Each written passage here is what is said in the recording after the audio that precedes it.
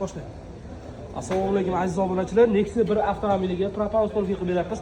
Propan ustunovka qilganda nimalarga ahamiyat berishga shu haqida to'liq ma'lumot berib o'tamiz va original reduktorlar.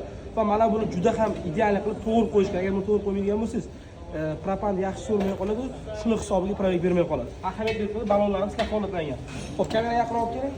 Xo'p, qo'limda turgan mana bu ikkita reduktor, bittasi original, bittasi poddelka. Yana bunisi original, bunisi poddelka. Endi buni farqini qanday bilaman deydigan bo'lsangiz, chekasidagi prikladka sodda tushuntirgan nima qog'oz bo'ladi poddelkasida. Originalida esa mana bunday ko'rinishda qattiq rezinka bo'ladi. Va ko'pchilik ustunovka qilgan vaqtida propanni hididan qo'rqadi. Hidi chiqmasligi uchun mana bu narsani ham albatta qo'yishlik shart. Bu klapan hisoblanadi.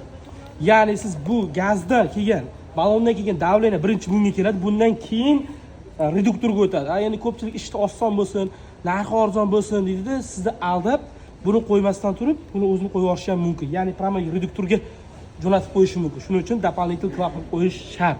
24 ga yetdi. Har qanday turdagi avtomobillarga GDI bo'ladimi, MP bo'ladimi, sifatli holatda propan va metal ustunovka qilib beramiz. Agarda sizga shu xizmatlarimiz kerak bo'lsa, obuna bo'ling. Har qanday mashinalarga ustunovka jarayoni davom etmoqda. Buni zamin xizmat qilib beramiz bunga.